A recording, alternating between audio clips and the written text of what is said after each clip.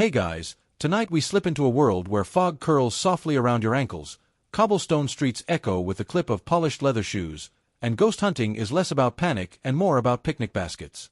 That's right, you're in Edwardian Britain now, where the paranormal isn't pursued in a rush of adrenaline, but with thermoses of tea, folded newspaper sandwiches, and the occasional lace doily. And yes, you probably won't survive this, if you're expecting a jump scare. The only thing jumping here is your appetite at the scent of buttered bread and ghost stories whispered in Queen's English. So, before you get comfortable, take a moment to like the video and subscribe, but only if you genuinely enjoy what I do here. And let me know in the comments where you're listening from and what time it is over there. I love seeing the global bedtime map unfold. Now, dim the lights, maybe turn on a fan for that soft background hum, and let's ease into tonight's journey together. You're walking through London sometime around 1905. The air has a mild chill, just enough to justify the wool coat you've buttoned tight. The lamps flicker with a golden hue as your boots echo against the pavement, and from the fog emerges a familiar figure, clipboard in one hand, basket in the other. Tonight, you're part of an amateur ghost hunting party, the kind popular among the tea-sipping, newspaper-reading middle class who fancied a dash of fright with their Friday evenings. You're here because someone swears the manor on Bellwether Lane groans with unseen footsteps after midnight. But you're also here because someone else brought pork pies, and frankly, you're not passing up a flaky crust wrapped around a haunted evening. In the Edwardian era, tucked neatly between the stiff Victorian age and the chaos of modern wars, the concept of ghost hunting hit a charming, if somewhat snack-laden peak. Thanks in part to spiritualism's hold on the public, seances and spooky investigations became almost a fashionable pastime. But rather than rugged adventurers skulking through forests with night vision goggles, the ghost chasers of this era were often society types with impeccable grooming, perfect diction, and a surprisingly thorough understanding of jam sandwiches. It's not unusual to see a picnic basket packed alongside candle holders and a notebook. A proper ghost hunter in 1907 wasn't leaving home without cucumber sandwiches, shortbread biscuits, and something warm in a thermos. No one wants to chase apparitions on an empty stomach, especially not when the manor is miles from the nearest pub and the last train home runs before the spirits finish their curtain call. Mainstream historical records confirm that groups like the Society for Psychical Research actually existed and carried out serious studies of the supernatural. They were founded in 1882 and included philosophers, physicists, and yes, tea drinkers. But what history books often skip over is the comfort-driven side of these investigations. Because let's be honest, if you're going to sit in a drafty drawing room at 1 a.m. hoping the drapes move on their own, you're going to want something to nibble on. Preferably crustless and cut in triangles. The preferred uniform for these amateur sleuths wasn't tactical gear. Oh no. Think tweed jackets, gloves, and for the bolder women, smart skirts paired with reasonable walking boots. They weren't climbing battlements or rappelling into dungeons. They were entering grand houses, usually by invitation, and setting up in parlors with heavy curtains and just enough chill to make one wish for a second cup of Darjeeling. You settle down next to the investigator, who is currently adjusting a barometer in hopes that a ghostly presence might alter the air pressure. He glances at his pocket watch, then at the jam tarts. "A few minutes until the witching hour," he says. "Best have a bite before the spectral disturbances begin." This wasn't unusual. The ghost hunters of this time weren't in a rush. Their investigations stretched through the night, with breaks scheduled in. There was something almost cozy about the entire affair, a sense that if you were going to converse with the afterlife, you might as well do so with a full belly and clean socks. And so, a peculiar blend of curiosity, etiquette, and low blood sugar created the unofficial rule of the Edwardian ghost hunting outing: always pack sandwiches. The more respectable the gathering, the better the spread. Some even brought portable stoves for tea. Others relied on local servants to provide cold plates between spectral sightings. One amateur investigator allegedly refused to hold seances without lemon drizzle cake, claiming it helped her concentrate on the spirits. Historians still argue whether this was genuine belief or just a fondness for citrus glaze. But it's not all crustless bread and spooky candlelight. Your guide tonight also mentions the odd fact that sandwiches were occasionally left as offerings, not for ghosts, but for the investigators themselves. A gesture of goodwill, in case the night ran long and the chills grew deeper. It's hard to take ghostly sobs seriously when your stomach's growling louder than the poltergeist. There are debates in the scholarly community about how much of this food-centric ghost hunting was a reflection of British snack culture versus an actual spiritual belief. Some suggest the sandwiches were purely practical. Others believe food had symbolic resonance, connecting the world of the living to the afterlife, bite by bite. Either way, the result is the same. You've got a mouthful of egg salad and a notepad in hand, waiting for the chandelier to tremble mysteriously. The grandfather clock ticks softly as your fellow hunters grow quiet. Someone pours tea from a thermos that hisses with heat. You chew slowly, ears alert for creaks or whispers or the rustle of a long-dead housemaid's skirts. The candle flickers. You think you hear something. But it might just be the investigator settling back onto the velvet cushion, brushing away crumbs. You stay still, letting the warmth of the food and the low murmur of Victorian conversation lull your nerves. Outside, the fog thickens. Inside, the candle's flame sways gently, not from ghostly breath, but from a nearby draft. Or is it? Either way, you're ready. Your coat is buttoned. Your sandwich is half-eaten. The ghost, if it's coming, better not interrupt dessert. You sit very still, sandwich in hand, as the clock strikes midnight. The soft clang of the bell reverberates through the old manor, echoing in the cavernous silence. The other ghost hunters pause mid-bite, eyes raised slightly, not in fear, but in polite anticipation, as if a well-dressed specter might appear and introduce itself with a bow. The candle flames lean sideways for just a second. Someone coughs. And then, nothing. "Typical," murmurs the older woman beside you, adjusting her velvet shawl and reaching for a biscuit. "Last week, the curtains moved. This place hasn't the decency to even rattle." You smile faintly, chewing thoughtfully, listening to the low creaks of settling wood. Your party, perhaps 6 in all, waits. No one speaks above a whisper, but neither is anyone panicked. After all, this is less Blair Witch, more Downton Abbey with invisible guests. The Edwardians were rather fond of structure, even in their supernatural pursuits. And your little group is no exception. The first phase of the night was observation, walking quietly through the manor, noting cold spots, peculiar shadows, or furniture that had shifted a suspicious inch. The second phase, where you are now, is called settling. Everyone takes a position, snacks within reach, and prepares to sit in silence for an hour or two, like some sort of seance-themed book club. What modern ghost hunting lacks in ambience, the Edwardians made up for in ritual. There were notebooks meticulously filled with impressions, tin funnels for detecting spiritual murmurs, and, for the more devoted, early attempts at photography, tripods creaking as the shutter took a 30-second exposure of what was almost always just a dusty hallway. Still, the intention was there. Document everything. Eat quietly. Try not to fall asleep during spectral communion. Mainstream history tells us about the famous spiritualists of the age, the Fox sisters, the table-turners, and the occasional fraudulent medium who hid bells in their skirts.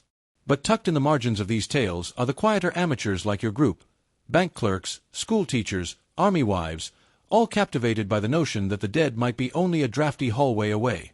One member of your group, a portly gentleman named Harold, is convinced that ghosts are attracted to sugar. He places a toffee on the mantel, for encouragement, and returns to his armchair with the air of a man who has done all he can. He offers you one, too, with a wink. Ghosts don't like to feel left out. That may sound absurd, but it's not entirely unlike other theories from the period. Some early spiritualists believed that ghosts had preferences, music, scents, even foods that reminded them of their earthly pleasures. A slice of seed cake might evoke a Victorian governess. A glass of sherry, a long-dead uncle. Historians still debate whether these details were ever taken seriously, or were simply quaint traditions wrapped in creaky superstition and polite imagination. You stretch your legs carefully, the old floorboards groaning just enough to make someone glance over. They nod politely. False alarm. It wasn't a ghost, just the living being mildly fidgety. Edwardian ghost hunters were not in it for spectacle. No one screamed. No one ran. The goal wasn't terror, it was proof. Proof that something lingered, something meaningful, something that might even be comfortingly familiar. A whisper in the dark wasn't cause for panic, it was a conversation starter. Ghosts, they believed, weren't evil. Just overlooked. You glance at the window, where fog presses softly against the glass, dulling the moonlight. One of your companions, The young woman who arrived with a sketchpad and a flask of cocoa murmurs that she's seen a shape pass across the upper landing. No one jumps. Instead, the gentleman nearest her begins to write in his journal, head tilted as if to say, "Interesting. Do go on." Of course, nothing is captured on camera. That's the running joke. The more elaborate the equipment, the more obstinate the spirits. But everyone still appreciates the ritual of it all. The setting up, the testing of temperature, the adjusting of dials that probably don't measure anything at all. It's about being part of the process, the shared breathless moment when something might happen. And sometimes, strange things do happen. A chair shifts. A candle goes out. A mirror, never quite level, gives the illusion of someone passing behind you.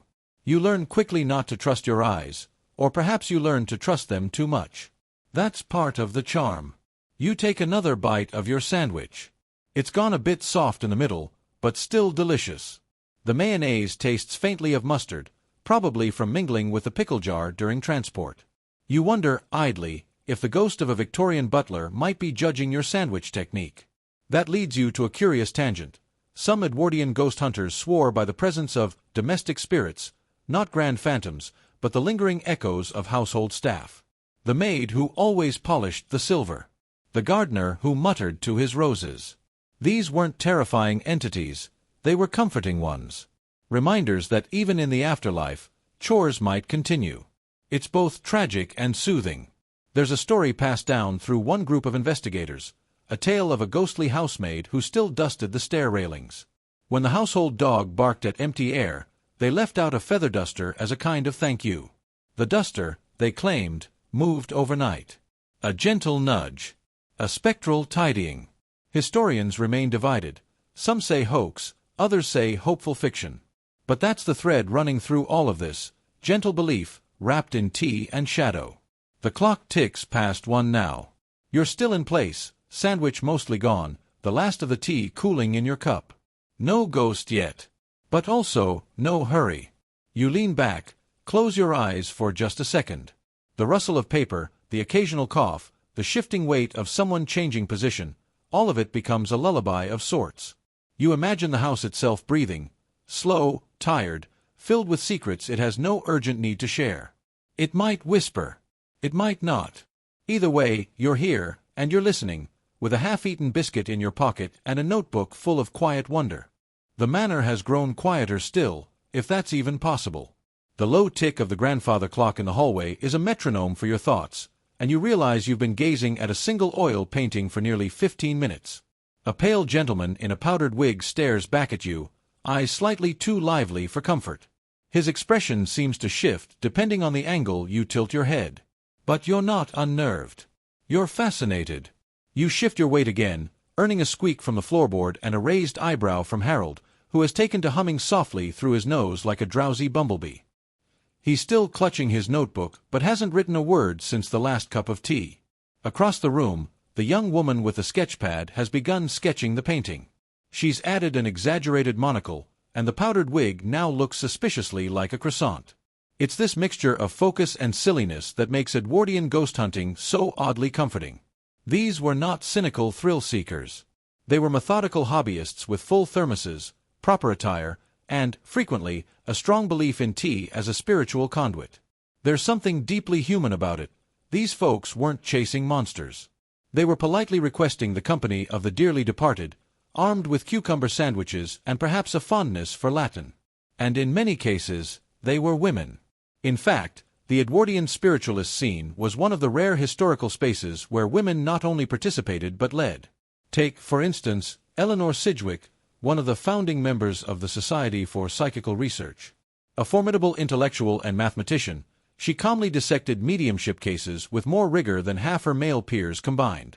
But despite her critical eye, she never quite ruled out the possibility of ghosts.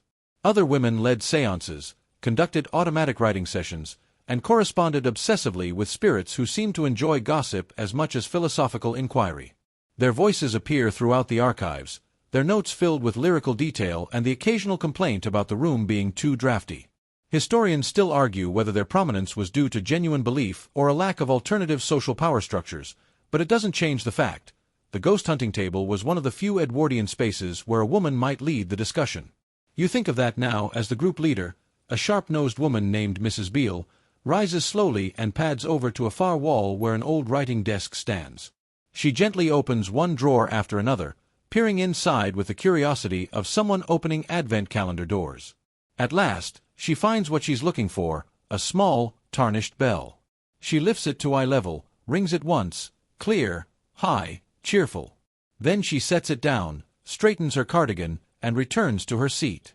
"Just in case anyone's feeling shy," she says, voice so quiet you barely catch it. That's another Edwardian peculiarity, bells. Many ghost hunters of the period believed spirits responded to tonal vibrations. Bells, chimes, even tuning forks were sometimes used to draw them out. The idea was not to scare the ghosts, but to pique their curiosity. A spiritual dog whistle, if you like. Some groups went even further. One club in northern England insisted on playing the same piano scale at precisely 11:03 p.m. every Saturday night. They believed the ghost of a music teacher would occasionally correct their tempo by tapping a single key in reply. Skeptics argued it was the pipes or perhaps a loose hammer. Believers shrugged, refilled their teacups, and carried on. Tonight, you find yourself hoping for a similar response, not a moan or shriek, but a polite knock, a shuffled footstep, something subtle and charming. You consider ringing the bell again but decide against it. Ghosts, like cats, probably don't enjoy being summoned too often. Your group resumes its collective stillness, each person slowly slipping into their own private world of anticipation and inner monologue. It's part séance, part extended meditation session, with the added joy of Edwardian fashion and liberal shortbread intake. Your seat begins to feel like an extension of your spine. Every rustle of your coat is thunderous in this silence. You study the room again, letting your gaze wander across the subtle shadows cast by the flickering oil lamps. At one point, you swear you see a shimmer near the curtains, an optical illusion, probably. Or perhaps not. The Edwardians had a word for that moment: impression. It didn't require proof. Just a feeling. A shift in the air. A sense that the room, previously inert, has acquired a kind of watchfulness. You get that feeling now. Your skin doesn't crawl. It just feels aware. There's no scream. No cold wind. But someone, Harold again, makes a small sound and leans forward slightly, eyes fixed on a corner where the baseboard meets the bookshelf. "I thought I saw something," he whispers. Mrs. Beale doesn't even blink. "Describe it." "A flicker. Like a shadow, but smaller. Darting. Could have been a mouse," she murmurs, ever the practical one. "Could have been a child," someone else offers, with more poetry than science. That's the joy of Edwardian ghost hunting. Nothing needs to be solved. Ambiguity is part of the charm. You write the sighting down anyway, describing the shadow as playful, not threatening. You know future readers of your notebook, if anyone's ever that bored, will appreciate the detail. You realize something odd, now. You haven't thought about real-world worries in hours. No deadlines. No bills. No unfinished laundry. Just the soft creak of the house, the echo of imagined footfalls, and the promise that maybe, just maybe, you're not alone in the nicest possible way. And that, more than anything, is what kept the Edwardians returning to these drafty estates, week after week. It wasn't fear. It was comfort. The hope that the world wasn't quite as final as it seemed. That memories could walk beside you. That death was not a locked door, but a hallway with old wallpaper, where the past sometimes wanders back for tea. You shift slightly again, resettling your coat. Your sandwich wrapper crackles faintly, which seems wildly inappropriate in the stillness. But no one scolds you. Harold smiles knowingly and discreetly unwraps a boiled sweet. Somewhere in the shadows, you like to imagine a ghost sighs fondly. The minutes roll on, the night deepens, and your body is beginning to understand the rhythm of ghost hunting, the long silences, the whispered observations, the subtle thrill of maybe, just maybe, catching a glimpse of something beyond the veil. You adjust your collar, pull the blanket tighter around your shoulders, and let your gaze follow the faint flicker of lamplight across the ceiling. The room feels like a snow globe turned still. Mrs. Beale clears her throat quietly, which in this context feels like shouting. "Time for the planchette," she announces, like a teacher reminding the class it's time for geometry. There's a small stir of anticipation. Even Harold blinks with renewed interest. The planchette board, the precursor to the modern Ouija, is brought out from a velvet-lined satchel with all the reverence of a holy relic. It's not a flashy thing. Wooden, well-worn, with faint carvings curling along the edge like ivy. A tiny wheeled platform, just large enough to hold 2 fingers, sits beside it like an eager puppy waiting for instruction. Everyone takes their place, fingers lightly touching the planchette. The room seems to breathe with you. Inhale, exhale. It's not about belief now. It's about experience. And also, posture. Your back's already sore, of course. But you lean in, elbows hovering politely, fingertips resting gently on the smooth wood. Mrs. Beale poses the first question, as tradition demands, "Is there anyone with us tonight?" A pause. Silence. Another pause. Then, the planchette moves. Or does it? The sensation is so subtle you're not sure it isn't your own nerves twitching. But no one lifts their fingers, and slowly, gracefully, the pointer slides toward the letter Y. Another pause. Then E. Then it stops. Spelling is not their strong suit, Harold mutters under his breath. That's part of the fun. The letters, the hesitations, the vague responses that can mean anything or nothing. And the Edwardians loved it. They made entire careers out of transcribing planchette sessions, arguing over whether spirits were more likely to communicate in French, Latin, or a charming but inconsistent dialect of 18th-century Yorkshire. One famous medium, William Stainton Moses, once insisted that spirits often became flustered by poor grammar or bad lighting. "They are very sensitive to aesthetic offenses," he wrote. You chuckle at that. Imagine being summoned across the cosmic divide only to be met with an incorrect semicolon. But spiritual communication, for the Edwardians, wasn't just a parlor trick. It was part of a broader metaphysical ecosystem, one that tried to stitch science and mysticism together with lace and ink and, quite frequently, sandwiches. Yes, sandwiches again. During longer sittings, especially overnight vigils, it was common for participants to bring snacks. Not in the modern ghost hunting sense of trail mix and energy bars. No, we're talking coronation chicken on white bread, thick slices of fruitcake, and occasionally a flask of sherry for the spirits. The belief was simple. You're more likely to receive a message from the beyond if you aren't faint with hunger. Historians still argue whether this was a genuine spiritual strategy or just an excuse to eat in polite company, but regardless, menus were planned with care. Some groups even believed certain foods opened the ether better than others. Oysters, for instance, were said to help strengthen the connection to water spirits. Pickled onions, less favorable. Too pungent. Tonight, you have a half-eaten sandwich still wrapped in wax paper beside you. Ham and mustard. It seems humble, but in this room, it feels like an offering. You quietly take another bite and watch the planchette twitch slightly. Coincidence? Maybe. Or maybe someone on the other side really misses deli meats. You glance at Harold, who is now scribbling furiously, tongue poking out the side of his mouth in scholarly concentration. His handwriting, you notice, is truly awful. But he's clearly in the zone. The letters on the board start again. This time they spell ROSA. Then they stop.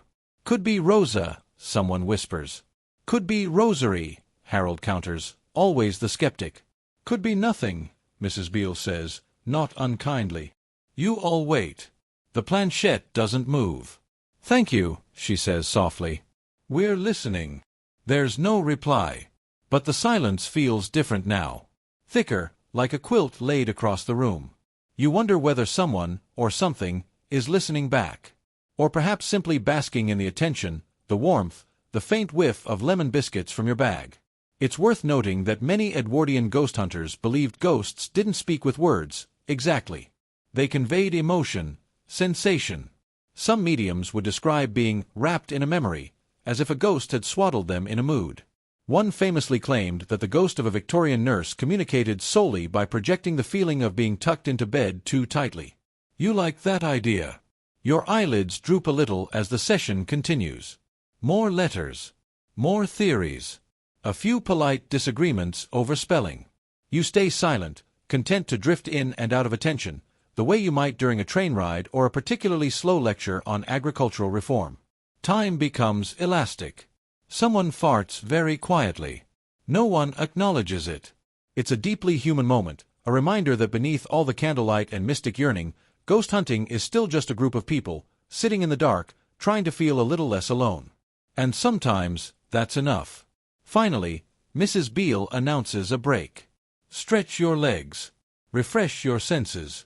We'll resume in 20. The room shifts back into life. Sandwiches reappear. Someone puts on the kettle. Harold digs into his notes with the excitement of a man cross-referencing ghost handwriting with Victorian postal codes. You step out into the hallway, the floorboards groaning in protest. The manor creaks around you like a living creature. You lean against the cold plaster wall and take a deep breath. There's still hours to go, and many questions left to ask. But for now, it's you, a sandwich, and a group of Edwardians, alive or not, doing their best to make contact across the thinnest veil of all. The house is very still again. You've returned to the drawing room, the lamps turned down just a little more than before. Shadows have thickened in the corners. The sandwiches are mostly gone. Someone is unwrapping a boiled sweet in the slowest, loudest way imaginable. Harold, once more on his belly near the hearth, is sketching a rough layout of the room on his notepad. For spectral triangulation, he mumbles when asked. Now comes the next phase, the temperature watch. Edwardian ghost hunters were deeply invested in the belief that spirits changed the air around them. Cold spots were the classics, of course, a chill that wasn't there before, hovering in one corner of the room, or curling slowly around the ankles like a damp cat. But there were stranger theories, too. Some spiritualists insisted that ghosts could bring warmth rather than cold, particularly if they were attached to a comforting memory.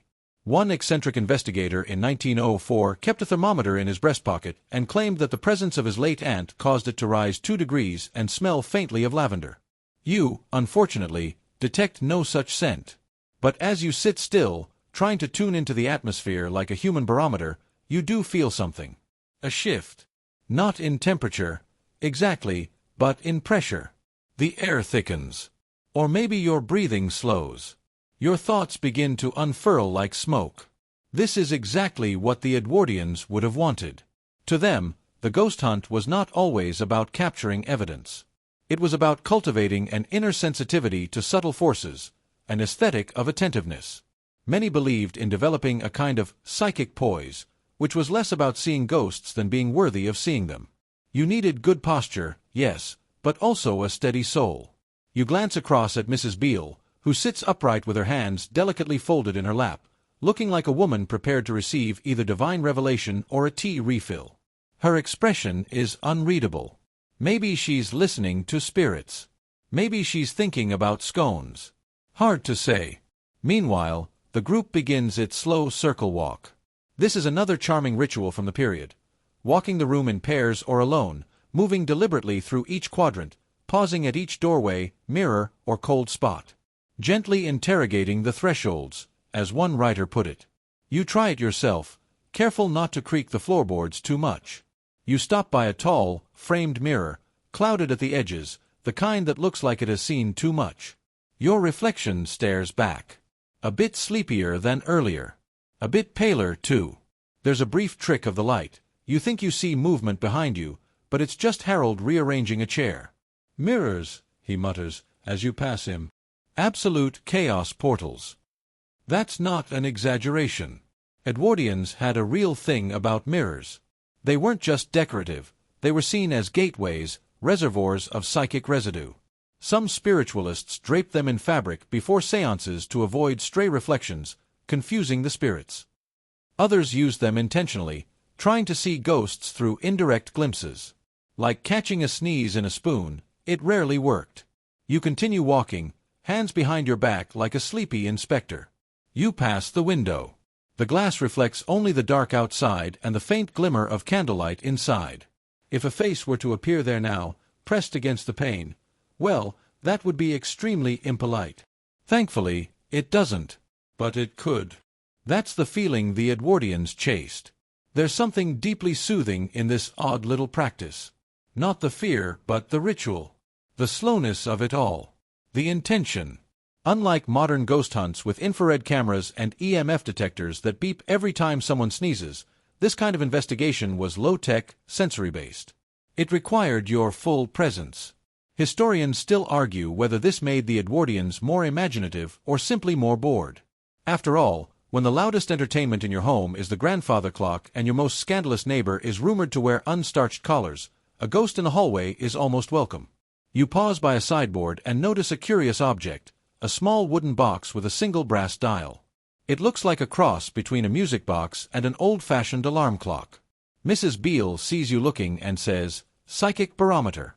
Or at least that's what the seller claimed. It doesn't do anything. That, in itself, is comforting. Back at your seat, someone offers you another biscuit. Ginger this time. You accept. The group gathers once more, this time around a new device, a spirit trumpet. It looks suspiciously like a painted megaphone, which is exactly what it is. Invented in the late 1800s, the spirit trumpet was designed to amplify whispers from the beyond. In some seances, it was held aloft by invisible hands and spoken through directly. Tonight, it's placed upright in the center of the room like a sleepy unicorn horn. Mrs. Beale dims the lights even more. "Now," she says softly, "we invite you again. Whoever you are. However you choose to come through." Silence. More silence. A deep creak from the rafters. The trumpet does not move. No spectral voice emerges. But somehow, you're not disappointed. This is the charm of Edwardian ghost hunting. It doesn't matter if anything happens. The stillness is the point. The absurdity is part of the comfort. It's like fishing without bait. You're here to listen, not to catch. You close your eyes for a moment. Let the darkness settle. The Edwardians were often mocked for their spiritual fads, table rapping, ectoplasm, automatic writing, but at their heart was a simple desire, to make sense of absence. To slow down. To sit with the possibility of more. You yawn. The trumpet remains still. Mrs. Beale begins softly humming a lullaby, almost too quietly to hear. And somewhere in the distance, a floorboard sighs. You're not sure when Mrs. Beale stopped humming. The silence has deepened again, settling into the folds of your clothes and the cushions around you like a dusting of flour. You shift slightly, careful not to make a sound, and the whole group seems to lean in, though no one moves an inch. This is the part of the evening the Edwardians referred to as the stillness window. It was less a window you looked through than one you passed into. A liminal time, often around 1 or 2 a.m., when the group would grow quiet not because of any formal instruction, but simply because it felt right. A shared hush. They believed it was the most favorable moment for spirit contact, when the body was softened by fatigue and the mind loosened from its usual logic. So you sit. So you wait. Tonight, the stillness window is filled with small sounds. A bit of firewood collapsing in the grate. A muffled stomach growl that may or may not be yours. Someone tapping their fingers softly against their knee. These are all reminders that everyone is still very much alive, which is arguably a good thing. Now, Harold lifts a velvet pouch from his satchel and spills its contents carefully onto the rug. Marbles. At least, they look like marbles. Swirled, iridescent, some with little symbols etched faintly on the sides. "Spirit scrying stones," he whispers. To be clear, these were never part of any formal scientific investigation. But plenty of Edwardian amateur ghost hunters swore by them. You were supposed to stare into them, one by one, and see what images surfaced in your mind. Were they messages from beyond, or just products of a sleep-deprived imagination? Harold hands you a cloudy purple one and nods solemnly. You peer into it, half expecting the face of a Victorian chimney sweep to appear and offer you cryptic life advice. But all you see are your own tired eyes. Still, it's oddly peaceful. You rotate the little sphere between your fingers. Feel the cool weight of it. Let your thoughts drift. If a message is in there, it's taking its sweet time. The Edwardians would have appreciated that. They were fond of the idea that spirits didn't work on our schedule. They came when they were ready, and only to those who were suitably attuned. One fringe pamphlet from 1907 even claimed that ghosts avoided people who were too practical, preferring instead those with an artist's melancholy or a poet's digestion. You may not be a poet, but after that second sandwich, your digestion is definitely having a time. You pass the stone to the next person and watch as they do the same. The room feels more intimate now, as if the shared ritual has peeled away another layer of formality. There's a quiet camaraderie in being slightly ridiculous together, especially when everyone has agreed not to speak of it too loudly.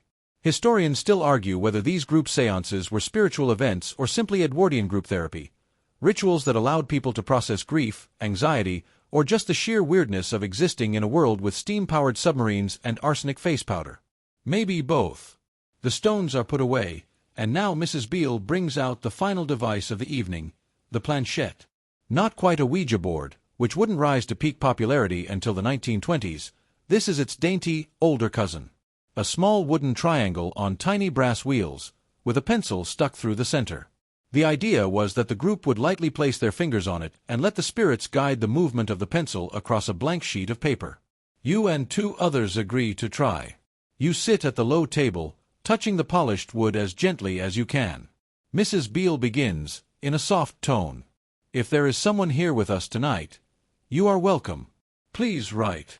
Nothing happens. Then something jerks. Then the pencil drags forward with the hesitant grace of a learning toddler. Scribbles. Circles. A line that might be a name, or might be the beginnings of a caterpillar. The Edwardians had strong feelings about automatic writing. Some believed it was a direct line to the dead, an unfiltered message from beyond. Others were more skeptical, suggesting it was the subconscious bubbling up in poetic, spooky ways. Still, in 1905, an article in the Journal for Psychical Studies detailed over 30 documented cases of planchette messages that defied linguistic expectation, including one in fluent Latin, written by a woman who had reportedly never finished school. You squint at the paper in front of you. No Latin. Just a loose swirl and what might be the word toast, which, frankly, feels valid. The planchette is passed to the next group, who engage in it with all the solemnity of a séance and all the subtle competitiveness of a pub quiz. The result is similar: 2 scribbles and what might be a very rude face. You sink back into the cushions. It's late now. The clock on the mantel ticks in rhythm with your slow breath. Your mind drifts to the broader scene, across Edwardian parlors like this one, filled with quiet people chasing silence and mystery. Sometimes, the ghost hunt was just a socially acceptable way to stay up past midnight and talk about big things, death, dreams, hope, with people who might otherwise never say them aloud. Other times, it was deadly serious. Take the Society for Psychical Research, formed in 1882 by a mix of philosophers, theologians, and scientists. These were people who believed that spiritual phenomena deserved empirical study. They took careful notes, created lengthy questionnaires. One particularly meticulous member recorded the scent, temperature, and prevailing humidity during every séance he attended. His conclusion: ghosts prefer mild weather and biscuits. You can't blame them. The candles are guttering lower now. You feel the slow pull of sleep behind your eyes. Across from you, someone has dozed off entirely, head tilted at an angle that cannot be good for their neck. No one wakes them. That's part of the etiquette.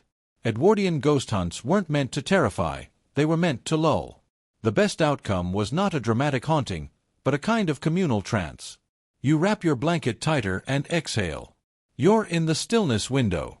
And nothing's chasing you.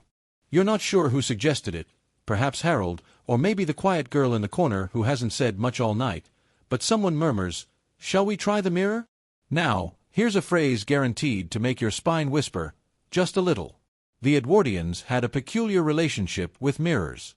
They weren't just grooming tools, they were potential portals. Scrying glasses. Thin veils between this world and whatever else might be looking back. And so, of course, no proper ghost hunting kit was complete without at least one hand mirror wrapped in silk and a great deal of unnecessary suspense. Tonight's mirror is modest. Oval, tarnished, its wooden handle worn smooth by anxious thumbs. You half expect it to be cold, but it's warm from someone's pocket. You're invited, gently, very gently, to stare into it. Not for too long, they remind you. That would be dangerous, obviously. You lift the mirror and peer inside. It's just your own face looking back, softened in the candlelight, your hair a bit wilder than you remember, eyes half-lidded with sleep. The room behind you floats like a smudged watercolor. At first, nothing moves. Then maybe something. A flicker in the upper left. You blink. It's gone. Historians still argue whether Edwardian mirror rituals were rooted in spiritualism or just fashionable mysticism. After all, the 19th century had already brought a wave of Egyptomania and Gothic fiction, and people were primed to see hidden meanings everywhere, from tea leaves to wallpaper patterns. A mirror, then, was both intimate and dramatic. And it offered something very modern, the thrill of self-confrontation. Of course, that thrill wears thin when you're sleep-deprived and possibly seeing your own face melt. You gently set the mirror back down. In other households, they might have tried catoptromancy, a fancy term for watching for ghostly images in candlelit mirrors. There were rules. The room must be dim, the mirror angled just so, and, ideally, someone present who believed strongly enough to spook everyone else. One séance report from 1908 insisted a mirror revealed the spectral image of a man holding a watering can. Not threatening, just watering.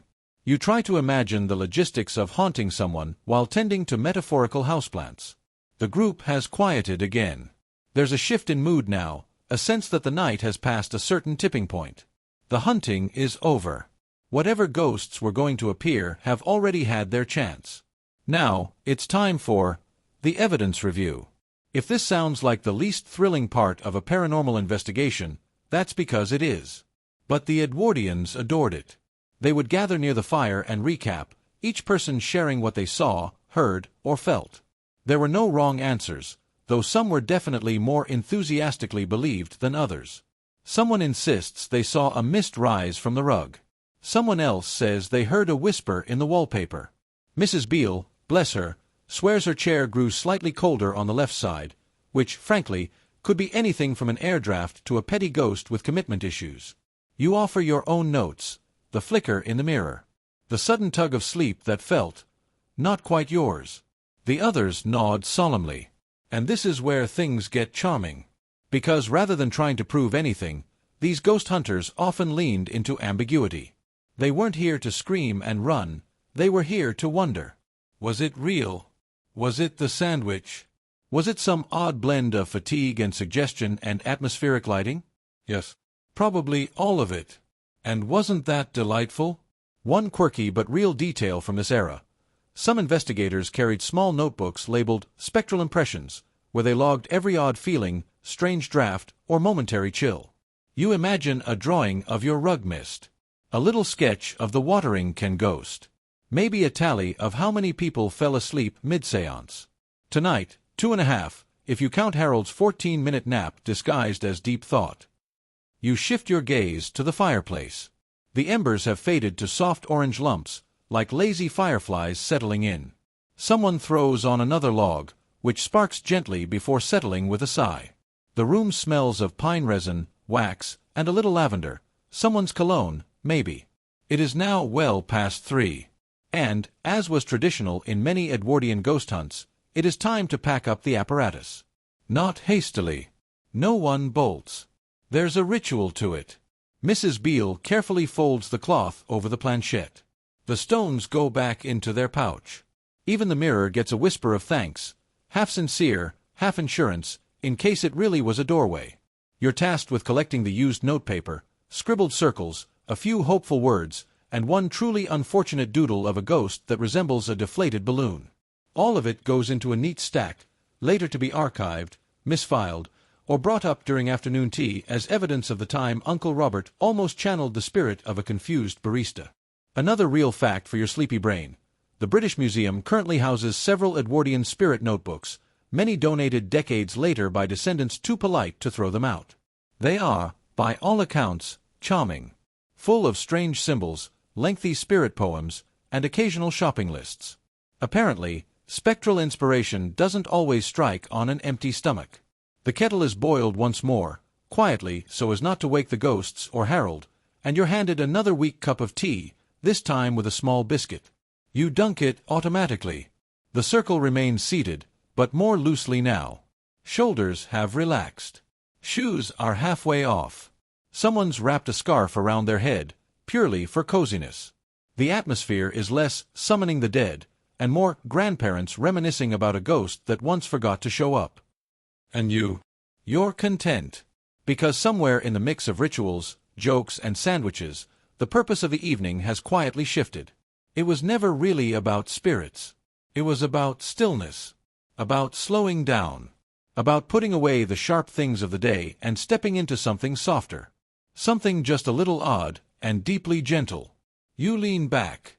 The mirror glints faintly from across the room. It doesn't need to show you anything tonight. The clock chimes 4. You think you imagined it at first, some faint metallic sound carried through old walls and sloping staircases. But then comes the second chime, and the third, soft and resonant like someone gently tapping the inside of a wineglass. 4 o'clock. The ghostly witching hour has officially ended. At least, according to polite Edwardian standards. Any spirits still lingering now are either chronic overachievers or hopelessly behind schedule. And this, oddly enough, is when the most sacred ritual of the night begins, the breakfast preparations. You might think it's too early. Your body disagrees. And so do your hosts.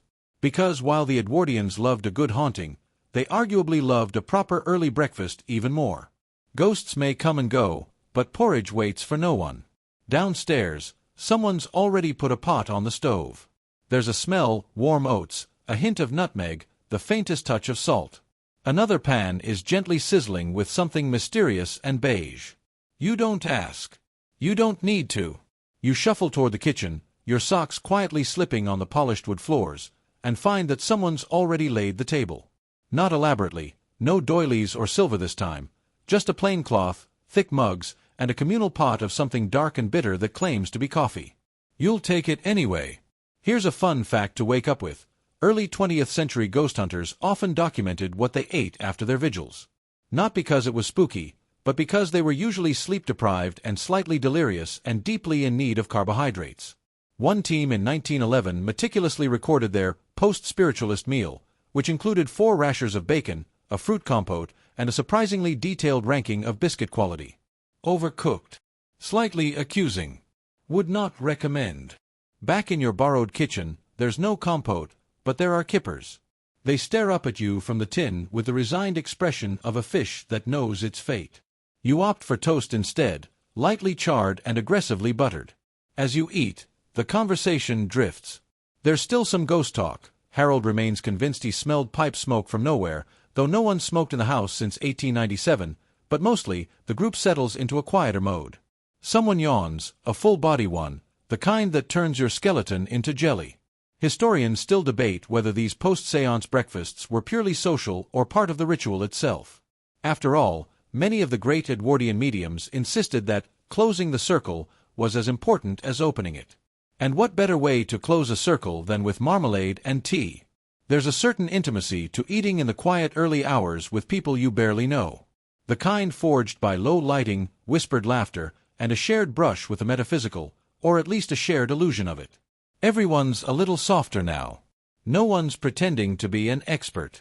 Not even Mrs. Beale, who is very carefully buttering a scone with the slow focus of someone disarming a Victorian explosive. It's here that you get the group's origin story. Turns out, they're not a formal club. Not exactly. More of a drifting constellation of mildly eccentric cousins, in-laws, and friends of friends who all attended the same garden party 7 years ago and discovered, over a tray of cucumber sandwiches, that they shared a mild obsession with hauntings. Since then, they've met every equinox and solstice, and a few extra weekends for good measure, to chase shadows, decode creaky floorboards, and eat aggressively salted toast. It's oddly comforting. You take another bite. Here's your historical fact of the section. The Society for Psychical Research, founded in 1882, was a real and serious organization that included scientists, philosophers, and a surprising number of retired colonels. They investigated hauntings, table-turning, and psychic claims with academic rigor. One of their most famous members, Eleanor Sidgwick, was known as the scientific mind behind much of the group's skeptical analyses. She also once reportedly fell asleep mid-investigation. You feel a certain kinship. By now, your plate is empty and your cup has been refilled at least twice. The room is warm, and the oil lamp above you swings ever so slightly in a breeze you can't feel. Someone puts a record on low, scratchy jazz that sounds like it's being played in another house entirely. And then someone says, "Shall we go outside?" You hesitate. It's still early, or very late, depending on your internal clock. But curiosity, like ghost hunting, is a stubborn impulse. You rise. The garden, as it turns out, is bathed in that strange, weightless blue of pre-dawn. Not quite night, not yet day. Dew clings to the grass. The air smells like mint and something older, maybe time, maybe soil. You wonder. Edwardians were big on fresh air. Even ghost hunters. Many believed that the best way to ground oneself after a spiritual encounter was to walk barefoot through grass, or lean against a tree and let your heartbeat match the wind. Slightly silly, yes.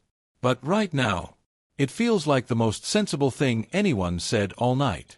You find a bench and settle in, wrapping a blanket tight around your shoulders. In the stillness, you start to catalogue the night. You remember the candle flickering against the planchette, the sigh of the mirror, the faint echo of a long-dead guest who might have once stood exactly where you sit now, eating toast, doubting themselves, waiting for a ghost to answer. You think about the sandwich in your pocket. You decide to let it be. Some things are better left unsummoned.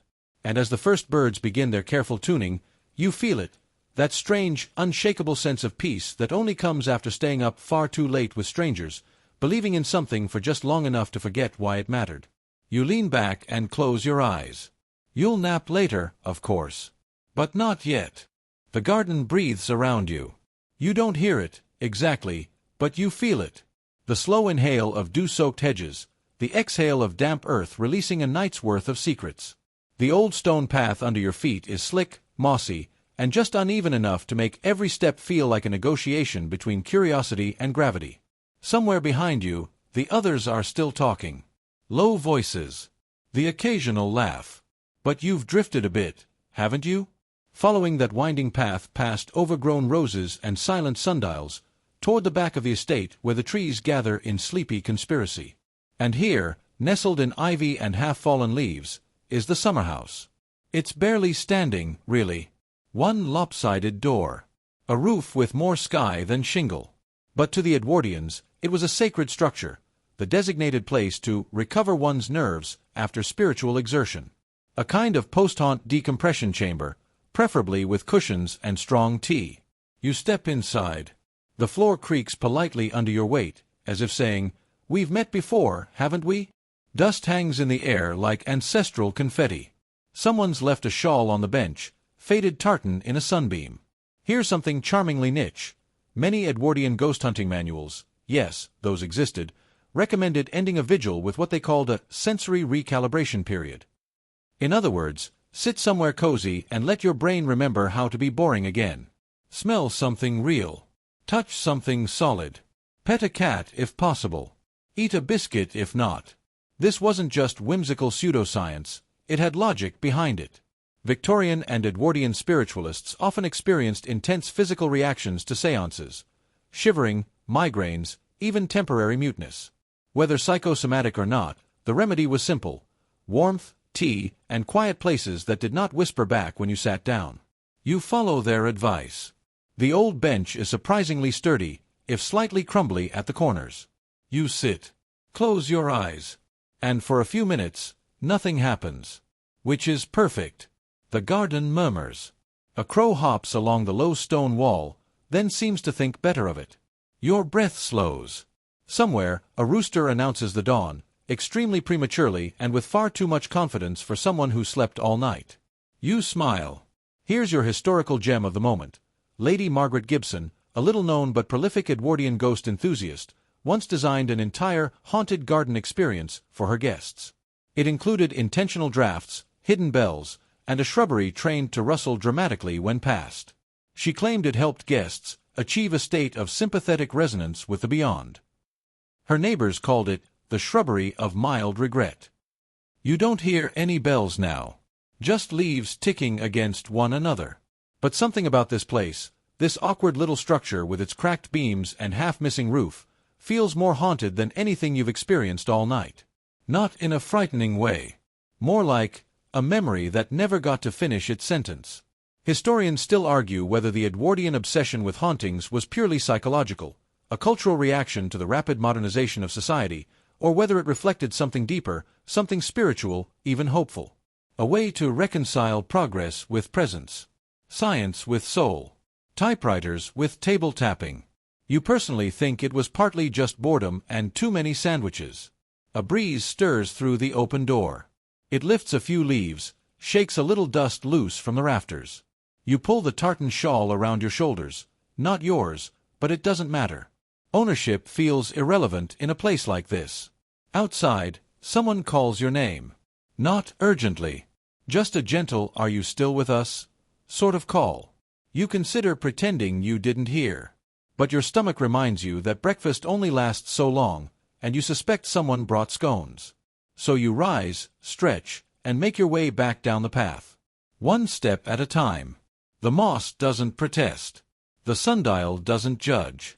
You emerge just as the others are beginning to pack up. The teapot is nearly empty, the toast crumbs are being swept into the garden for appreciative birds, and someone has started reassembling the portable spirit cabinet, which, now that it's daylight, looks suspiciously like a glorified puppet theater. Harold waves you over. He's holding a notebook.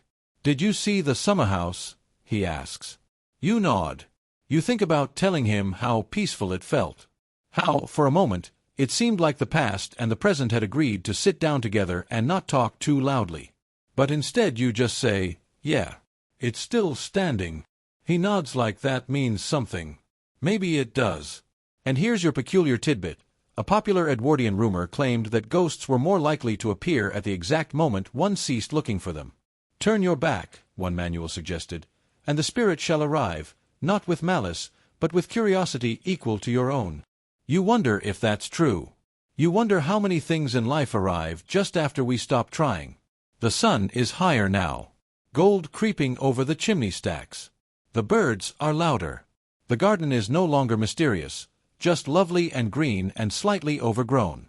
Someone starts humming. It might be you. And just like that, the ghost hunt is over. No declarations, no dramatic exits, no triumphant gasps of "we got it."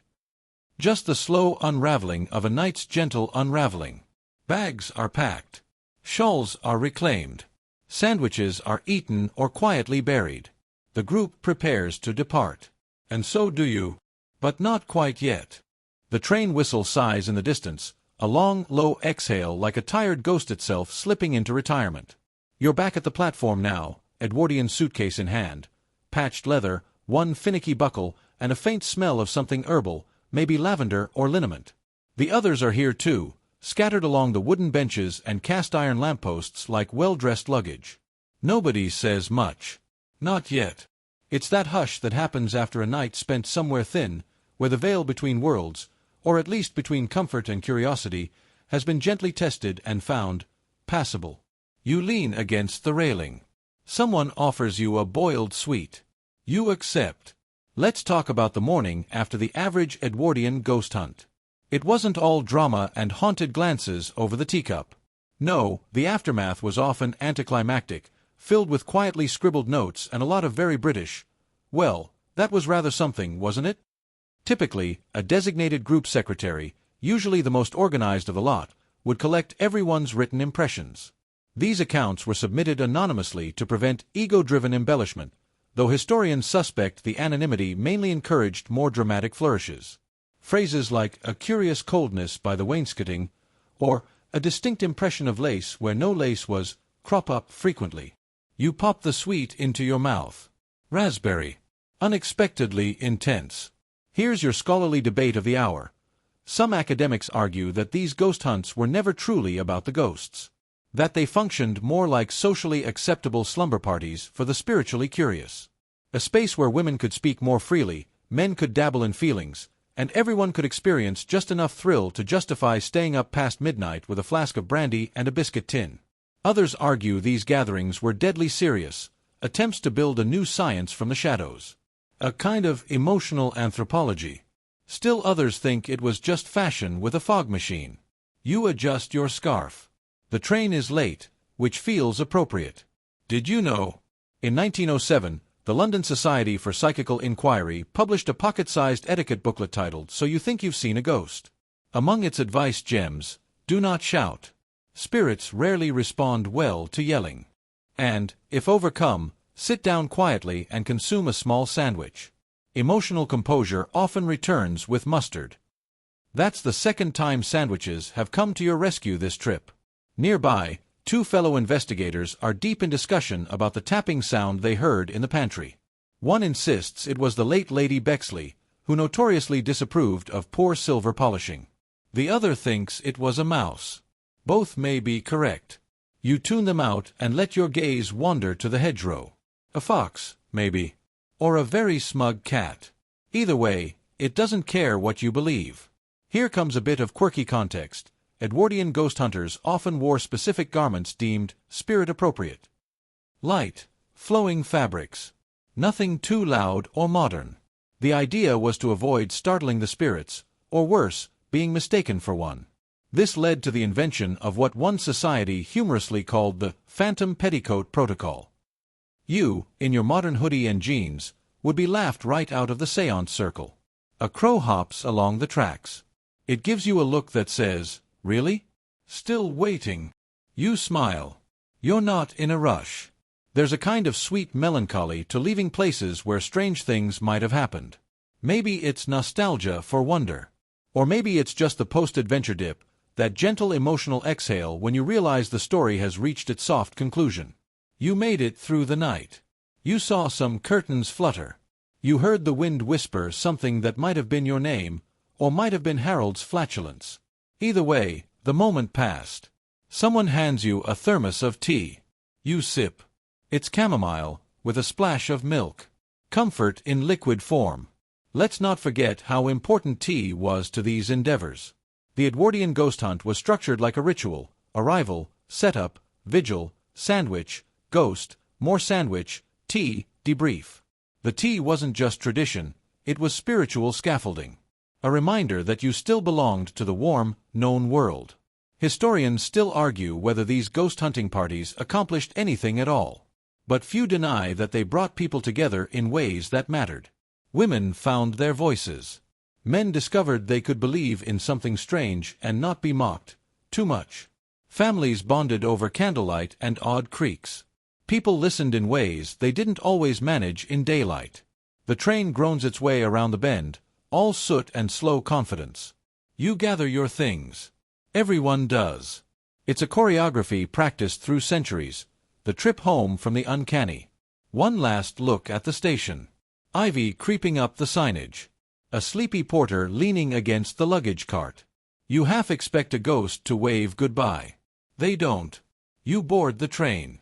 Choose a window seat. Settle in. The cushions are worn but friendly. The countryside begins to slide by, fields stitched together by stone and sheep. Morning mist clings to the hedges. A pheasant flaps away in offended disbelief. You rest your head against the glass. Watch the past drift further behind you. Maybe you'll write down your impressions when you get home. Maybe not. Maybe the ghost in the drawing room was real. Or maybe it was just the wind practicing its vowels. Either way, you were there. And somehow, that's enough. The train rocks gently, a soft lullaby of wheel and rail. You close your eyes, just for a moment, and when you open them again, you're further down the line, passing a hedge that looks suspiciously like Queen Victoria if you squint, or perhaps a very stern sheep. Let's shift gears, though not too abruptly. You're still sleepy, after all. By now, your overnight ghost hunt has turned into something more than just an eccentric Edwardian hobby. It's become a kind of story within a story. And every story needs its archive. Enter the unsung heroes of the era, the documenters, the chroniclers, the obsessive note-takers with fountain pens and too many labeled envelopes. These folks treated their ghost experiences like scientific specimens. After every investigation, they'd organize everything: temperature logs, floor plans, food menus, for some reason, always, and highly detailed sketches of furniture arrangements, lest the energy flow be disrupted by an errant footstool. Some even carried what was called a spirit journal, leather-bound, usually, often featuring pages pre-divided into columns: time, occurrence, possible explanation, sandwiches consumed. And oh, the handwriting! Entire libraries of Edwardian ghost hunting archives remain unreadable to this day simply because nobody could decipher Aunt Judith's sleep-deprived cursive. Historians still argue whether one recurring term was moaning entity or moth in entry. It's the archival urge that helped preserve these experiences in the first place. And it's also where things got delightfully weird. Take for instance, the infamous Belladonna Index, a self-published booklet compiled by Miss Isadora Fennell in 1903. It was less a serious log and more a collection of things she swore disrupted spirit contact. The list included mirrors placed opposite staircases, any man named Clive, pork pies after dusk, and the color mauve. No one knows why mauve. Historians are still chewing on that one. Outside your window now, fields give way to rooftops. The city is returning, slow and sleepy. It's also worth noting that the Edwardian era overlapped with a huge explosion in spiritualist publishing. Pocket manuals, wax cylinder recordings, seance transcripts, you name it. And within those texts are glimpses of our ghost hunters not just as participants, but as storytellers trying to make sense of the irrational. Of course, not everyone took it seriously. One famously skeptical Lord Penberryfrost, who always sounds like a rejected Dickens villain, once published a parody ghost manual featuring advice such as, if approached by a poltergeist, offer it a light supper and ask after its parents. Still, some hunters believed they were mapping something real, if not actual spirits, then human psychology at its weirdest.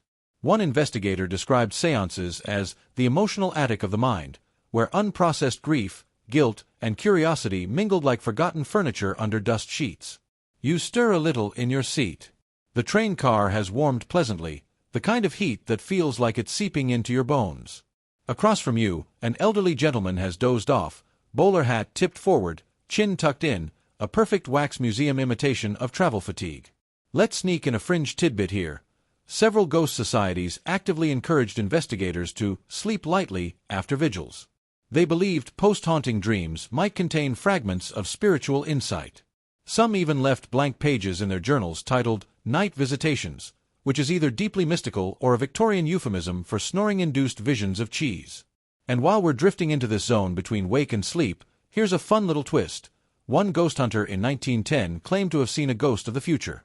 Not a long-dead relative, not a 17th-century baron, but a man in trousers far too tight and a small handheld lantern with no flame. Electric torch, hipster jeans, fashion prophecy. We may never know. Historians, bless them, still argue whether this account was metaphor, hallucination, or just a particularly strong cough syrup-induced vision. Either way, the detail about the ghost's disdainful expression seems entirely credible. You reach for your own notebook, just to feel its weight. There's something comforting about the idea of recording things, even if no one ever reads them. A way of telling the world, yes, I was here. And something strange may have happened. The city is creeping closer now. Telegraph wires. Sooty bricks. A few curious pigeons who look like they've seen things they can't talk about. Your ghost hunting companions are quieter too. The conversation has tapered into drowsy reflections, plans for Sunday lunch, someone's knitting project, the reappearance of a ghostly bell sound that may have just been someone's digestive tract. The usual. And somewhere in this near silence, you find a kind of peace. Because what you've just done, what our Edwardian friend spent years doing, isn't really about chasing phantoms. It's about leaning into the idea that maybe, just maybe, the world has a few corners left unlit. And that, perhaps, is what makes it all so oddly soothing. You glance at the passing rooftops, the laundry lines, the chimney pots. The train begins to slow. Your stop is next. You stretch your arms, gather your bag. Check your pockets. Sandwich still intact. Good. And as the train finally pulls into the station, steam sighing like the final breath of an overworked ghost, you stand, and prepare to return to the ordinary world. But not unchanged. Not entirely. Your boots hit the platform with a soft thud, back on familiar ground, or at least what passes for it after a night in the company of velvet curtains, flickering gas lamps, and possibly disapproving spirits. The city greets you like an old friend who doesn't ask too many questions. Which is perfect, because you're not sure how you'd answer. Your steps echo as you walk through the station's tiled corridor. It smells like coal, oil, and morning bread from the cafe that always opens before it should. And for just a moment, you feel the pull of something still watching, a soft glance from behind the veil. But then again, it might just be a porter trying to assess whether you need help with your luggage. Edwardian ghost hunters were surprisingly concerned with re-entry, the psychological sort, not the astronaut variety. The return to normal, after a night of high strangeness, wasn't always smooth. Many societies recommended a sort of buffer ritual: tea, silence, light journaling, or in some cases, a gentle scrub with lavender soap. One popular 1911 guide titled Between Two Worlds, a practical handbook for rebalancing the senses, suggested that participants brush their hair thoroughly, count backwards from 100, and avoid discussing bank matters for at least one full day. Solid advice, honestly. You take a deep breath of smoggy, soot-laced air. Home. Now here's a peculiar detail for your slowly reawakening brain. Some ghost hunting groups actually scheduled post-haunt breakfasts. These weren't just logistical conveniences. They were believed to rebind the circle, to reconnect participants after their energies had been loosened. Eggs, toast, and ghostly gossip. The perfect way to digest both protein and poltergeist. Imagine it, 8 people hunched over kippers and marmalade, murmuring things like, "Do you think the flickering candle meant she was trying to warn us about the stairs?" And, "No, Harold, I'm pretty sure it meant you shouldn't have eaten your 6th pickled egg." Even now, spiritualist cafes, yes, they still exist in corners of Britain, honor this tradition. One in Cornwall serves etheric omelets and claims the scrambled eggs are spiritually aligned with the astral plane. Historians still argue whether this is brilliant marketing or just deeply scrambled thinking. As you exit the station, the morning world swirls around you. People heading to work, newspapers flapping, horses clopping, cars grumbling into consciousness. You're in that curious state where everything feels slightly slower, slightly more surreal, like you've been granted backstage access to the waking world. And you remember that many Edwardian ghost hunters reported exactly this. A kind of day-after clarity. Their senses sharper. Their emotions oddly settled. Some claimed it was the lingering presence of spirit energy. Others blamed sleep deprivation. You decide not to choose. There's a light rain now. The kind that doesn't fall so much as hover midair and stick to your coat like clingy mist. A good ghost hunting rain, really. You make your way back through familiar streets, now sprinkled with the magic of recent experience.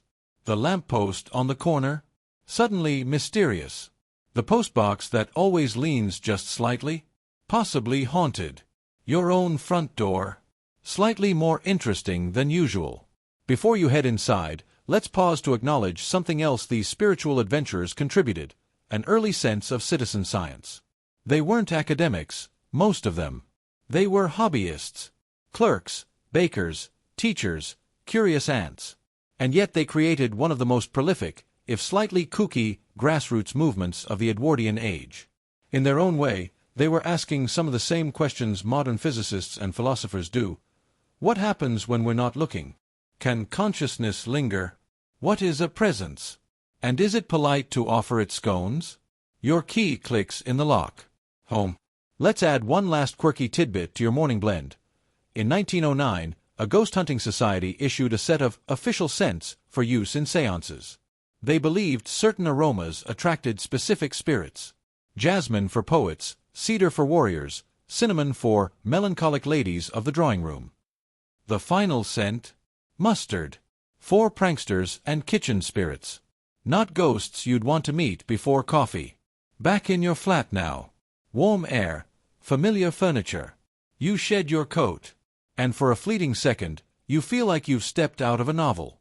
One foot in Edwardian velvet, the other in the scratchy wool of modern life.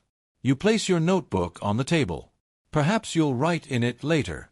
Or perhaps you'll just let your thoughts settle, like dust in an unused room. As you sip a fresh cup of tea, the real question lingers, not was it all real, but rather, did it matter?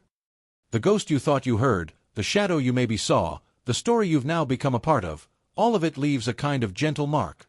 Like a boot print in soft carpet. Not proof, exactly. But presence. The Edwardians knew this. Even if they disagreed wildly on what exactly a ghost was, they agreed on something more important. That wonder was worth pursuing, even in the dark. Maybe especially in the dark. And maybe, just maybe, that's why they always packed sandwiches. Because while ghosts might be fickle, hunger is eternal. The kettle whistles softly in your kitchen, sounding more like a weary sigh than a shrill demand. You pad across the linoleum in your socks, because ghost hunting, however spiritual, is also physically exhausting, and pour yourself a fresh cup of something strong and very British. As the steam curls up around your face, you start thinking about how those Edwardian ghost hunters spent their quieter days. Not every séance was dramatic. In fact, most were not. That's one of the great myths modern ghost shows forget. The bulk of the paranormal lifestyle involved an absurd amount of waiting, journaling, and shuffling in slippers. And, unsurprisingly, administrative paperwork. The London Ghost Society, for example, kept meticulous ledgers. Handwritten notes catalogued everything from temperature changes to the number of biscuits consumed per session, chocolate digestives being far more prone to unexplained disappearance, which some blamed on spirits and others blamed on Gerald. You recline in your armchair, that cushiony time machine, and let your mind wander. Here's a charming little nugget from the archives. One group in Bath held a séance every Tuesday at precisely 8:13 p.m. because they believed ghosts enjoy punctuality but loathe symmetry. Historians still argue whether this was based on mediumistic revelation or just a particularly stubborn wall clock. And while we often imagine séances happening in gloomy parlors, they also occurred in tea rooms, attics, libraries, and, very often, pub basements. It turns out spirits are quite fond of spirits, especially the kind that come in bottles. One tavern in Portsmouth hosted so many mediumship circles in its wine cellar that the owner installed special cushions for the ghosts, should they wish to sit. Of course, these gatherings were not always about seeing ghosts, they were also about being seen. For women in particular, spiritualist groups offered a rare avenue for visibility. While Edwardian society often kept women out of academia and leadership, the séance table became an unexpected platform for influence. Female mediums, both amateur and professional, led sessions, published books, and developed reputations as sensitive authorities. One such figure was Miss Edwina Smellie, yes, really, who became semi-famous in 1906 for claiming to channel the ghost of a Victorian haberdasher who spoke only in rhyming couplets. Miss Smellie insisted the spirit had excellent taste in buttons and detested elastic waistbands. Her circle adored the ghost, whom they nicknamed Wiggins. While Wiggins is not remembered by name today, the medium's contribution to the broader culture of spiritual exploration remains. And that's something ghost historians, the niche but passionate breed that they are, still debate. Were the ghosts the point, or just the means? By now, you've turned slightly sideways in the armchair, one leg tucked under, the cup of tea perched on your belly like a sleepy badger. You flip through the mental scrapbook of your recent ghostly adventures. And now you start thinking about the equipment. The Edwardians, being inveterate tinkerers, loved a good gadget. We've already met the ghost trumpet and the spirit slate, but how about the etheric resonator? A short-lived 1904 invention, it looked like a glorified salad spinner but was supposedly able to detect phantom frequencies. Its inventor claimed it once spun itself into a wall to avoid picking up the spirit of a particularly boring vicar. Less whimsical but more enduring were the camera experiments. Long before Photoshop, spiritualists pioneered photographic trickery, double exposures, long shutters, hidden assistants with bedsheets. But here's the funny bit, not all of them were frauds. Some genuinely believed the odd shadows and blurs captured on film were proof, even as skeptics scoffed and editors wrote very sharp letters to the Times. One image, taken in 1907 in a Norfolk greenhouse, shows what appears to be a woman in a bonnet peering through the foliage. Some call it a trick of the light. Others say it's the gardener's late wife. And then there's the theory that it's neither, a new kind of echo, burned into glass. You stretch your fingers, maybe crack a knuckle, and think about the phrase, echo burned into glass. It's oddly comforting, poetic even. The idea that emotions, memories, presences, might linger not just in haunted houses, but in teacups, in doorways, in old piano benches. The Edwardians didn't need to know for certain. That was never the point. The practice itself, of listening, waiting, believing, was its own reward. By this time in the morning, they'd be putting their notebooks away, rewrapping the cheese, stubbing out candles. Someone would mumble, "Until next Tuesday." Someone else would forget their gloves. And inevitably, someone would glance back at the empty chair in the corner and say, "Was that always there?" And as you sink just a little deeper into your armchair, you start to realize, this isn't just about ghosts. It never was. It's about curiosity. It's about asking questions in a world that pretends to have all the answers. It's about choosing to believe that strange things might exist, even if we can't name them. And also, it's about snacks. Because without sandwiches and thermoses, None of this would have lasted a week. You shift again, eyes heavy now. That liminal feeling, the one the Edwardians chased in moonlit manors, you're living it. Not quite asleep, not quite awake. A ghost of yourself, drifting in the safe shadow of your own home. You are nearly still now, just your breath rising and falling like gentle tides. Outside your window, maybe a faint breeze plays with a branch, or a street lamp glows amber in the hush of early hours. It's the perfect time to think about ghosts not as hauntings, but as hobbies. Because for Edwardian ghost hunters, the paranormal was more pastime than peril. These were people who went to the same seaside each summer, who collected stamps and shell buttons, who had a Sunday best and a séance best. They didn't seek terror, they sought meaningful strangeness. You imagine your coat draped over a wooden chair in a cold village hall, where folding tables hold an eclectic buffet of cucumber sandwiches, tomato aspic, ginger cake, and of course, the obligatory thermos of milky tea. Someone is tuning a zither for mood. Someone else is assembling a makeshift ectoplasm viewer out of a soup ladle and a monocle. The ghost hunt is about to begin. These events often started with a cleansing ritual, sometimes a prayer, sometimes a silly little poem about spectral etiquette. At one session in 1910, a group reportedly sang the hymn, "Abide with Me," backwards, believing it to confuse shy spirits into revealing themselves.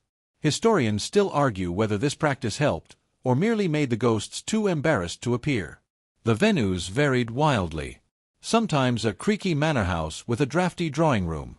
Other times a municipal bathhouse no longer in use, where echoes bounced off tile in a way that seemed positively supernatural. One team even held a séance in a decommissioned lighthouse where the beacons still worked, but only on Thursdays. In those moments of waiting, when all you could hear was the slow scratch of a pencil or the occasional stomach growl, you began to realize something subtle.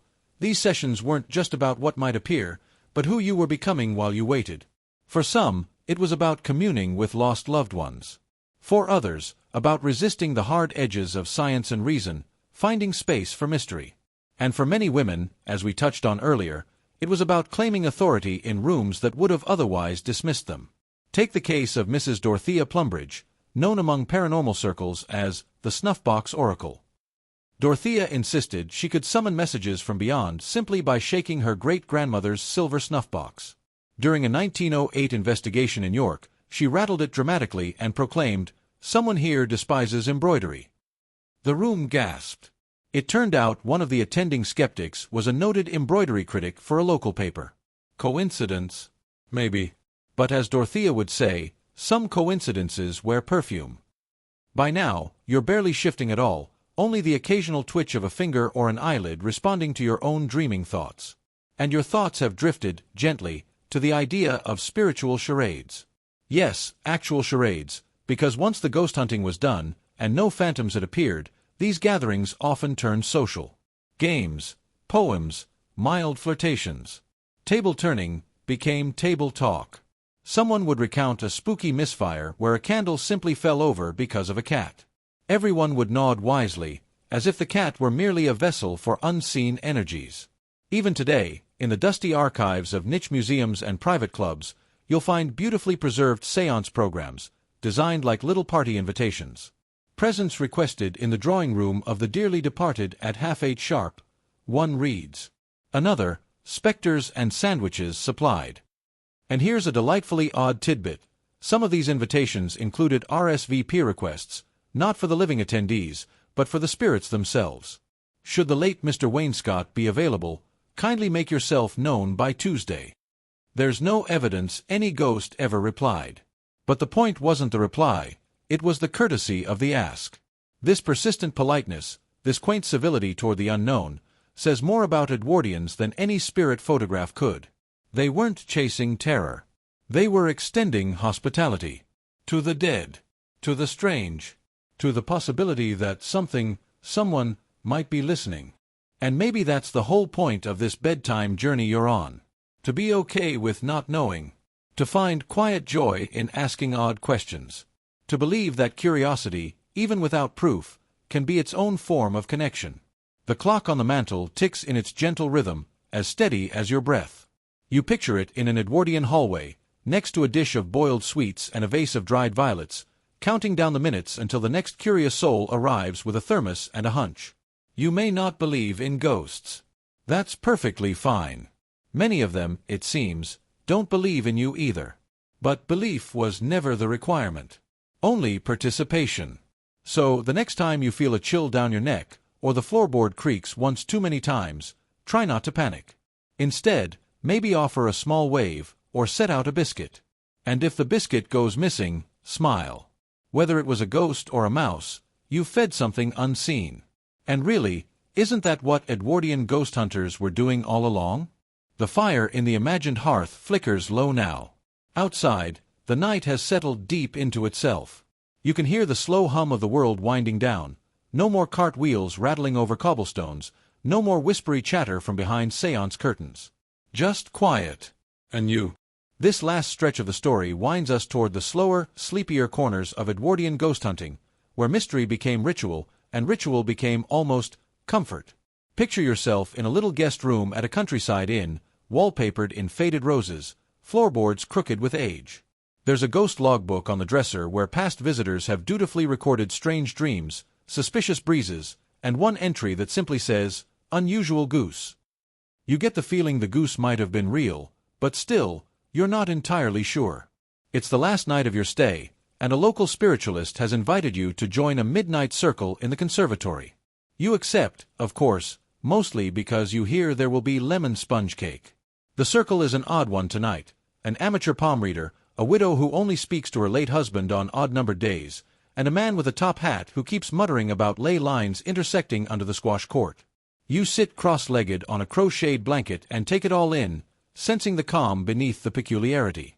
The séance begins not with chanting, but with something more Edwardian, readings from sentimental poetry. Tennyson, mostly, and a bit of Christina Rossetti. Someone tears up.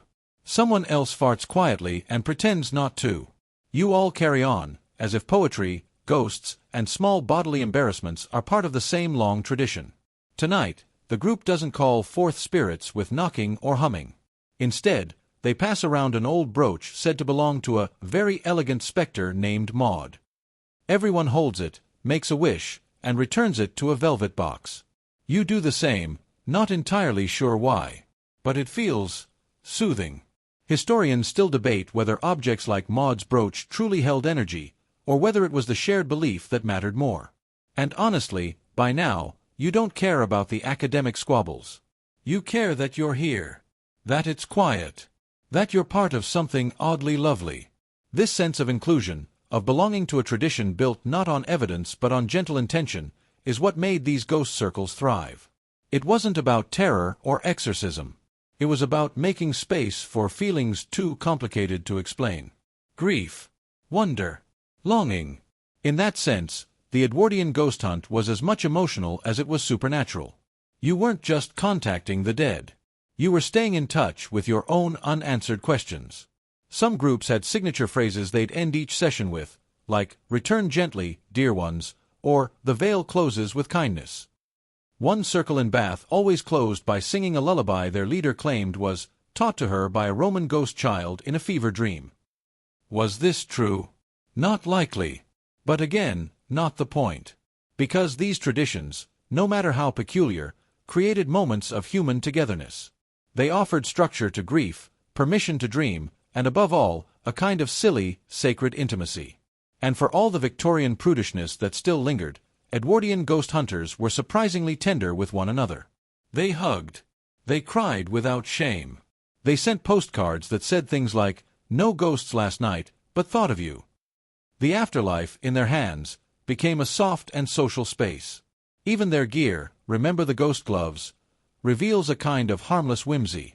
You're reminded of a story from a Brighton ghost circle, where a woman wore velvet slippers embroidered with the phrase, "Tread lightly, I sense presence." She never detected anything supernatural. But she did make everyone tea, and that was really all anyone remembered. So what remains of these gentle investigators? A few musty volumes in second-hand bookshops. Odd club records stored in someone's attic. Maybe a faded photograph of a circle of friends, sitting very still in a parlor, waiting for the unknown with eyes half closed and sandwiches half eaten. But mostly, what's left is a feeling. That seeking, even seeking the invisible, can be peaceful. That curiosity doesn't have to be loud or frantic. That quiet questions whispered to the dark can be an act of hope. And now, your eyes are heavy. Your breath is slow. You are, in a very Edwardian way, in communion with the hush. So if tonight you dream of an old hotel with flickering gas lamps and the soft murmur of voices past, go ahead and stay for tea. Ask the ghost to pass the biscuits. Tell them you mean no harm. And when you wake, if you remember nothing, that's fine too. Some messages, like dreams, are meant only for the moment. And now, with the last pages of our story fluttering closed, you begin to drift further from the dusty drawing rooms and shadowed gardens of Edwardian ghost hunters, and deeper into a calm that doesn't ask anything of you. The flicker of candlelight fades, and so does the soft rustle of seance scripts and the gentle murmur of voices asking, "Is there anyone there?" The sandwiches are packed away, the teacups rinsed, the tablecloth smoothed out for another night. There's nothing left to prove. No spirits demanding answers.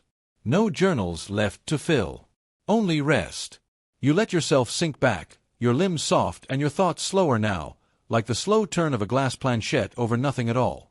The mysteries remain mysteries, the debates remain unresolved, and that's okay. That's what makes them comforting. We don't need every door to open. Some are meant to remain slightly ajar, letting in just a breeze of possibility. Breathe in. Feel how the room around you grows still, not with silence, but with a peaceful kind of presence. You're not alone. You're part of a long line of curious souls who looked into the dark and saw whatever they needed to see. Love, comfort, wonder.